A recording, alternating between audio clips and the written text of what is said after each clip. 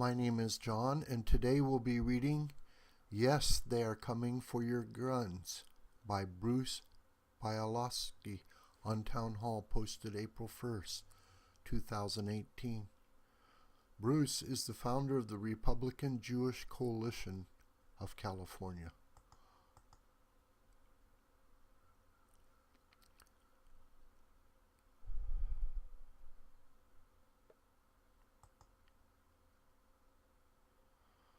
The anti-gun movement has held out the falsehood that they are not coming after people's guns as a central core of their effort to hide their existential goal. The lid was blown off that charade when a 97-year-old man who previously occupied a position at the top level of our country, retired Supreme Court Justice John Paul Stevens, advocated for the abolition of the Second Amendment to the U.S. Constitution in the paper of record, the New York Times. Before anyone jumps off a cliff about this proposition, let me state who I am on this issue. I am not a gun owner. I'm not a member of the National Rifle Association nor any other group that supports gun rights. I was fairly ignorant about essential elements of guns and gun owners until I did a series of columns on the subject and became knowledgeable about the subjects of guns through extensive research and interviews.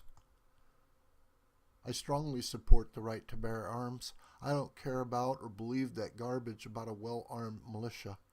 The Second Amendment was put in place and obtained its lofty position as the Second Amendment, right behind the most essential amendment giving us free speech, etc., for a reason.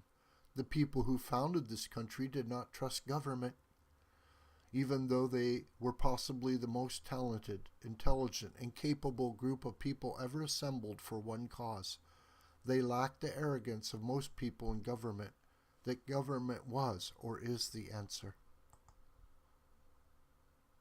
Today we have a multitude of reasons to have a high concern about a government that has become far too large, too invasive in too many issues, and operated by people who are almost impervious to being fired for normal matters that citizens have to face in their own lives.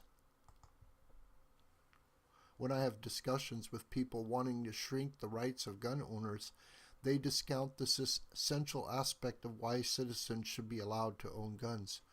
When I ask them to explain the explosion of armed representatives of the government and non-military agencies, they are universally ignorant of that fact. Here are just a few. The IRS has 2,300 special agents armed with AR-15s, P-90 tactical rifles, and other heavy weaponry. The IRS recently spent $12 million on ammo and weapons. The Small Business Administration, SBA, spent tens of thousands on Glock handguns. In 1996, the Veterans Administration had no armed employees. Today they have 3,700 officers armed with millions of dollars worth of guns. The list goes on. As a Jew, I have a problem with any government having all the guns. The last time we allowed that to happen, it ended with millions of dead Jews. I believe any Jew who denies that reality puts their own political naivete above the survival of the Jewish people. If you think that is far-fetched because it happened over 70 years ago, then just cast your eyes south to Venezuela. Hugo Chavez took over a country that had open elections and was the most prosperous in South America in 1999. In less than 20 years, Chavez and his successor, Maduro, have run an uneducated, productive country into the ground. It is a human disaster, and they control all the guns while people are starving. Let's look at the current move by the anti-gun people to limit guns. They call a restriction of certain long guns common sense legislation. First, let me say these people have destroyed the use of the word common sense for all of us, just like they destroyed the word liberal. In both cases, the use of the words was driven into oblivion by using them in an Orwellian manner. Let us believe that the banning of these guns was achieved as they previously were for 10 years with non-existent benefit. Toward what end? The fact is that deaths from long guns average 1 per day. If you exclude suicides, gun deaths by handguns are 42 per day. If you include all gun deaths, suicides by handguns, it is 104 per day.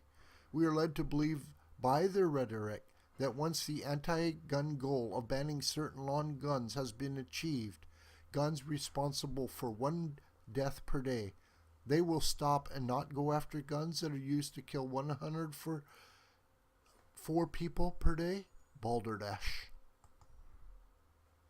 Those of us who have some experience in life know that it is not the way it works with the left.